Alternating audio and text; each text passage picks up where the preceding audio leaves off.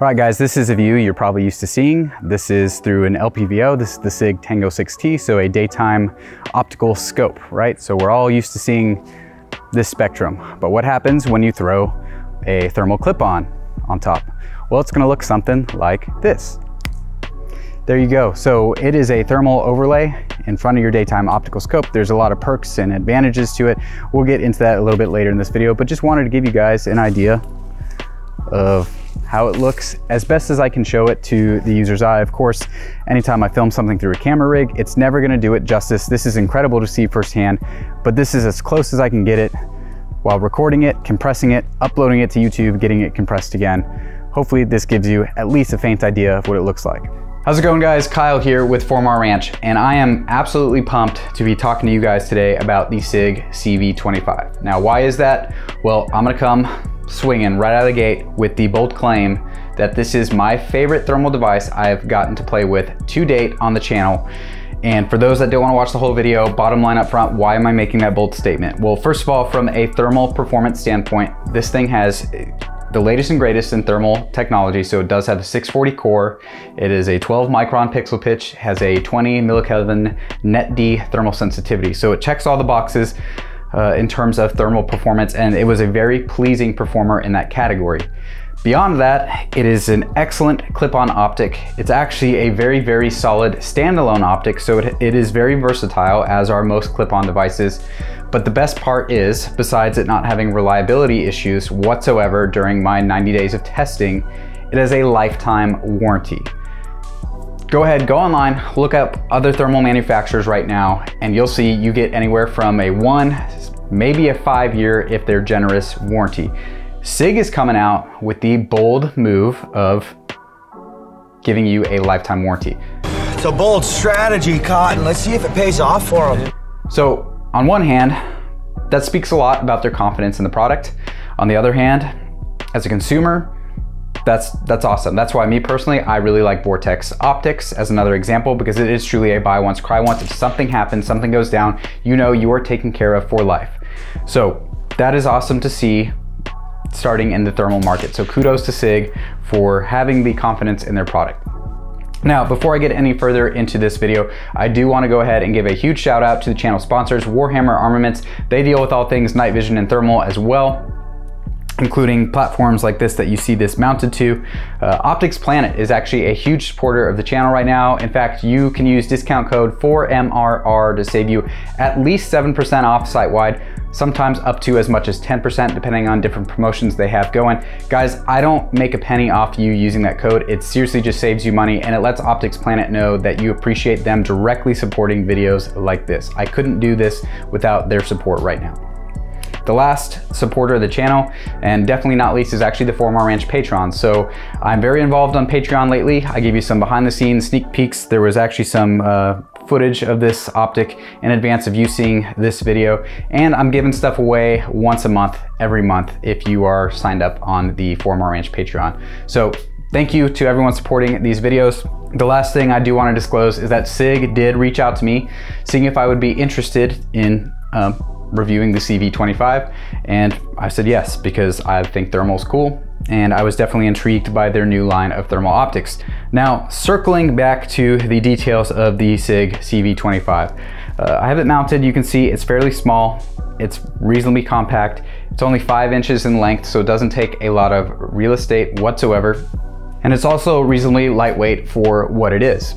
The thermal sensor has a 640 by 512 resolution using a 12 micron pixel pitch, and it does have a 50 hertz refresh rate, and all that's being done with a 20 millikelvin net D thermal sensitivity. And if you're not familiar with what that means, basically the lower the number the better. That's how, you know, minute temperature differences a thermal sensor can detect. 20 is definitely on the more high performing end. Sometimes it goes all the way out to 40 and 50 millikelvin temperature differentials. It's able to detect very, very small differences in temperature, which is going to make the image overall look better. This thing does have a lot of extra features. So I kind of mentioned in the intro, as you see it here, it works as an excellent clip-on device. If you're not familiar with what that means, that quite literally means you put it in front of your daytime optic. As long as your daytime optic isn't a base like 6 or 7x magnification, then it essentially fills that field of view through your optic with a thermal overlay. So you have the clip-on mode, but on top of that, if you want to run this thing as a dedicated optic, it can do that too. So you're getting the best of both worlds in this device, which is awesome. It makes your money go that much further. Now on top of that, it does have connectivity to their app, which does have some useful features. I'll get into that later in the video. And better yet, it has internal recording and the ability to take photos as well. That's pretty incredible that it does that much in a reasonably small package. And it's all powered by a single 18650 battery. They have an advertised 9-hour battery life. I can actually say that that's pretty accurate. I have not run it 9 hours continuously. I wish I was that fortunate to have a use case to do that, but even after a long range day leading into a several hour hunt, I have not drained this battery. I've kept it above about 25% at all times if I started my day out with a fresh battery. 18650s are kind of a dime a dozen, so you can have an extra one in your pocket, which is how I went hunting with it just in case, and I was good to go. So let's talk about how this device performs as a thermal clip-on, and then I'll get in briefly to the dedicated optic side, because I'm sure most people are looking at this as a thermal clip-on, which is where it fills that role much better. It's definitely engineered to be a clip-on, but it can serve as the dedicated optic. But in terms of the thermal clip-on, this has been a phenomenal performer. When I first took it out of the box, I was impressed with the overall build quality. Everything felt very ruggedized. It did not feel like a toy. It felt like a professional tool. So that is the first thing I noticed. Namely, this rear objective, this eyepiece glass, you can just tell it is incredibly high quality. The glass that they used and the lack of distortion, that is the thing that jumped out to me first. I've used, I think this is now my 4th clip-on device to date, and this one immediately stood out as the best built, both from a mechanical standpoint as well as optically. Zero complaints on my end whatsoever about how this thing is built. Literally none. There's nothing that I could think to improve. There's no nuances or nitpicks from the build standpoint when being used as a thermal clip-on. So the biggest thing to keep in mind when you want to use a device like this in a clip-on configuration is how much, or hopefully how little, it changes your zero. Because let's say you have your daytime optic perfectly zeroed. When you put another optic that has glass, a sensor, and a digital display in front of it, you're counting on that digital display to basically be lined up real world as much as possible. And if it's off by ever so much, you know, that could cause you to miss your target, to ruin your hunt, etc. The beauty of the SIG CV25 is you can collimate it. And if you're not sure what collimation is, that term is becoming more widely used as people are aware that that's something you need to look into and care about. It essentially lets you calibrate where that image is positionally inside this optic to make sure it lines up with your daytime optics. So in a perfect world where the crosshair is on this, if you're aiming at a small little target at 100 yards, assuming that your rig doesn't move whatsoever, when you throw this on, then you should still be aiming at that small object at 100 yards with the crosshair over it. Okay, trying to show you this as effectively as I can. Let's say this is what you're seeing through your daytime optic. You're aiming at the bullseye and you are in fact hitting the bullseye. And then when you go to throw the thermal clip-on, cool. Clip-on is now on. Let me brighten things up a little bit for you so you can see things better. All right, so clip-on's now on, and you're gonna aim at the center of that bullseye, but let's say you hit where that foil tape is. That's representing where our impacts are. That means it's not fully collimated. So now pulling up the SIG BDX app, you just connect it to your device, give it a second to load. Then you hit the settings icon. Here's where mine was set to perfectly collimate mine in real life, but just for this demo purposes, let's say that foil tape is where our impacts are going. I put it there so you can see it. You can tell we're still aiming dead center of the bullseye. So obviously you need to have a target you can aim at. The foil tape will represent our impacts. So if you needed to shift this image to where your impacts are going, then all you would simply do is boom. So now this would be collimated to whatever setup you have it on with this zero. we would now be dead on with this optic setup. It's that simple and that easy. You just have to know what your point of aim is and where the point of impact is, and then translate the image using the SIG BDX app to where it all lines up the way you want it to.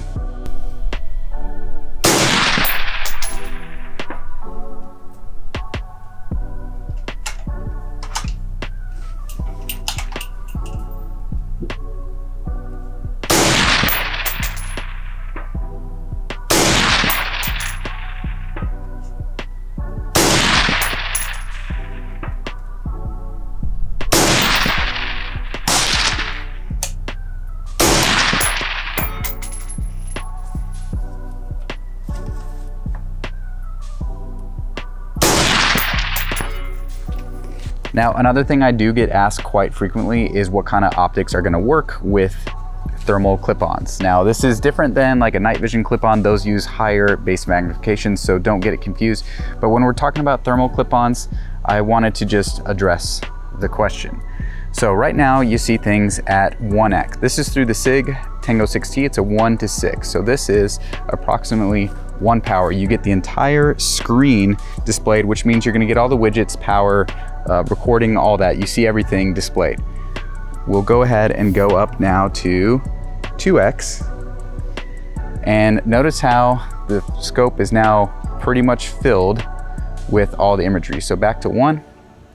And already at 2x base magnification, you're filling your entire field of view with that thermal overlay. So 2 is honestly a sweet spot. I like this, to my eye, a little bit better than when you see some of those squared off edges. It makes me feel like I am truly looking through a thermal scope. What I want to show is if we go all the way to a 3x magnification, you're gonna notice now you're zooming into pixels. This is still entirely usable. And guys, this is not on a pew, this is on a camera rig, so relax. Like, oh my God, he's pointing at his dog. It's like, no, I'm not really, at least. So this is 3x magnification. It is still usable. If you go to 4, still, yes, you can use it as a thermal. Now you're really starting to zoom in on the screen. And if you go to something like a 6x, yes, you can still know what you're aiming at, but just for context, here's things at 6x. Look at the field of view you're losing. That's all the information you're otherwise not seeing. So when things are moving, my dog's doing a pretty good job modeling here. Oh, and perfect, he's gonna sit down, be still. All the way to 6, you're pretty much filling your field of view with just him. And that the weird artifacts you're seeing is just because I'm cranking in on this thing, guys. So this is not what it looks like to your eye. Everything stays sharp, just more zoomed in to your eye. And back out to that 1x, this is what you're getting. So I really just, this is to illustrate how usable it is. So I would say at most 3 is where I would stick to in terms of asking yourself what you're gonna use this with. The sweet spot for me is 2, what I'd recommend. And obviously if you're using an LPVO, then you can see the entire screen and you can dial things in to your heart's desire. So there's that. So you need to keep in mind what you plan to use these with. Now, what you see here is an LPVO. That is the best thing you can use it with. So obviously the SIG Tango 6T is gonna work great with their clip-on. It's almost like a match made in heaven, like they're built for each other, but LPVOs are gonna get you the absolute most out of a clip-on optic. I find myself running them at about 2 power. So if you have a 2 power base magnification, like a 2 to 20, 2.5 to 20, you're gonna be solid. But if you're trying to use this with something stronger, like this is a 5 power base magnification, this is already too zoomed in for my taste to really get the most out of a thermal clip-on. I did do it, you can do it, but it's not gonna be the best. I also recommend having an illuminated crosshair. So the Tango 6T that I have here just has a really nice centered dot that can get daylight bright, but it also has some really dim night vision modes. So when you run it in the clip-on configuration, that just helps your reticle pop that much more. Yes, you can absolutely just use the black crosshairs in a standard scope that isn't illuminated, especially if you're gonna use it in white hot, then you should see that contrast of that black reticle overlaid. But my personal preference is to have an illuminated reticle to really get the most out of using clip-on thermal optics. So besides it being a clip-on, you can use it as a dedicated optic. And because this glass in the rear is so good, there's so little distortion and everything is scaled almost perfectly 1-to-1 with the world around you when you're not digitally starting to zoom in, which this does have up to an 8x digital zoom. It basically works as a thermal reflex sight. It is incredibly efficient, to where I think if you were getting into the game of thermal and you wanted something quality and you can't necessarily afford the clip-on as well as a dedicated optic, this is gonna scratch the itch of both, and it's gonna do it very, very well, because the clip-on is great. The dedicated optic also works great. Right now it's in the clip-on mode, but by pressing and holding, going to the menu, operation mode, you switch it to sight mode. What that's gonna do is allow you to turn on a reticle. So there are a number of styles to choose from. This is the one that has the BDX, so if you enter your ballistic data, you can actually get some drop compensation. And then you kind of have some more reflex style ones, back to off. I personally like this reflexive style, so I'm just gonna select that. It's very, very simple. You can change your color, you can zero it. All that is obviously there. You got your display settings. You can adjust which color palettes you want to be able to cycle in and out of. You can also adjust the digital zoom ranges. So if you, on your dedicated optic mode, if you want to cancel out some of those ranges just to limit things a little bit, it is fairly customizable. All your basic settings and controls are here. SIG pretty much thought of everything. You can also control some of the thermal functionalities as well, and kind of tune that thermal image to the liking of your eyes liking. The only downside of using a clip-on thermal optic in a dedicated thermal optics roll is that they typically have a wider field of view, which makes it more effective as a clip-on with an optical rifle scope like you see here. So this one has a 25mm lens, which gives you a 17-degree field of view. So it's not being optically zoomed in very much. So you'll need to digitally zoom in, and the more you digitally zoom in, obviously, the more pixelated things are gonna get. Whereas if you have a dedicated thermal scope, it may have something like a 50mm lens that is going to have the optical magnification, helping resolution stay better at further distances. So they kind of serve different roles. Again, clip-on being jack of all trades, and it will do things, it's just not gonna be as good as a dedicated thermal scope. So that is the only drawback to using it as a dedicated optic. But I think you'll be very, very happy with the performance of this. What's crazy is, since this thing is a clip-on, it's basically scaled to the size of your environment. I'm essentially looking through what feels like a thermal EOTech. Especially with that reticle. I mean, this is incredible.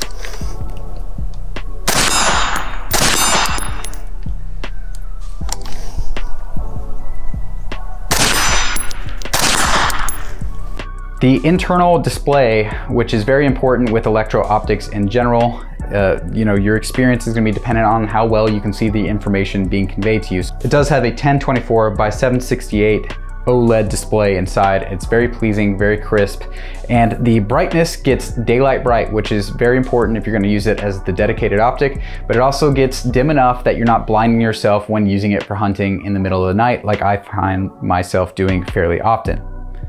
Now, I like to give some form of critiques or constructive criticism when possible. So admittedly, I'm kind of reaching here, but nothing in this world is perfect. And there are some minor things that I noticed that could possibly be improved in firmware updates in the future.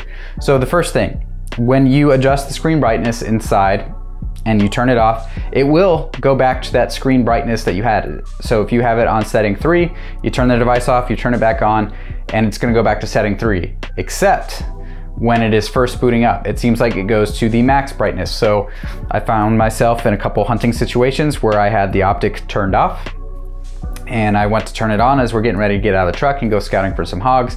If you have this rear lens pointed anywhere towards your eye, it's going to absolutely shine a bright light towards you, because it has a very, very bright display in here, which is good when you need it to be. But I noticed that, so I made a habit of, when I was powering it on, not trying to look through it, because if my eyes were adjusted to the dark, I didn't want to you know, restrict my pupil again and then have to readjust to the dark. The only other thing, and this is a very minor nuance, is that when you are in the clip-on mode, there is not a recording marker that goes on inside the optic. Interestingly enough, when it's in the dedicated mode, you do see a recording marker, so you know when it's recording. In the clip-on mode, it just tells you recording started or recording stopped.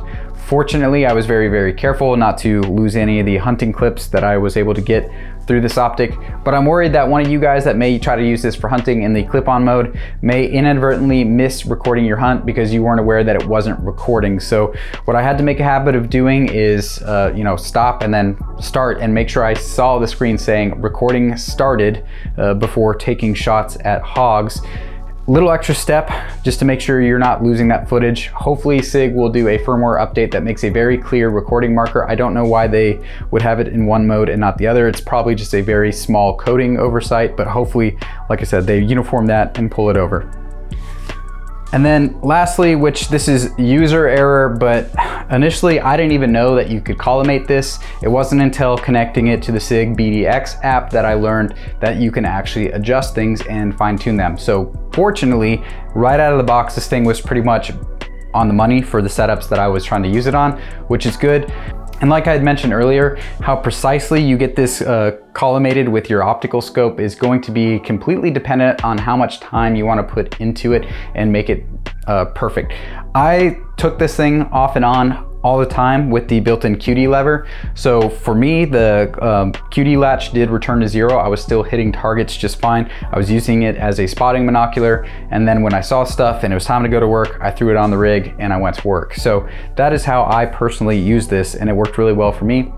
Just be aware that you need to use the SIG BDX app to make those fine-tuned adjustments if you end up needing to do so. So all in all, the CV25 is a phenomenal optic, and I sincerely mean it that at the time of recording this video, this is my favorite thermal device that's currently in my inventory. Hit it. Yeah. Knock it off. Like that, as far as clip-ons go, this thing is like the best alignment I've ever. Same. Yeah, the rounds are going exactly where I'm aiming. Menu. And it's actually a phenomenal standalone optic. Like, I actually think I'm gonna play around with it as a standalone optic from time to time. Maybe put it on like my PCC and hide in a tree and try to pop some hogs that way. I don't know, but it's cool that you have those options. Seriously, I'm just blown away by it. And again, just to reiterate, the fact that SIG believes in the optic enough to give it a lifetime warranty, I think speaks volumes. It would absolutely suck to drop the kind of coin that is needed on thermal optics just to fall just barely outside the warranty window. You have your first issue come up and you're basically SOL. So that is awesome.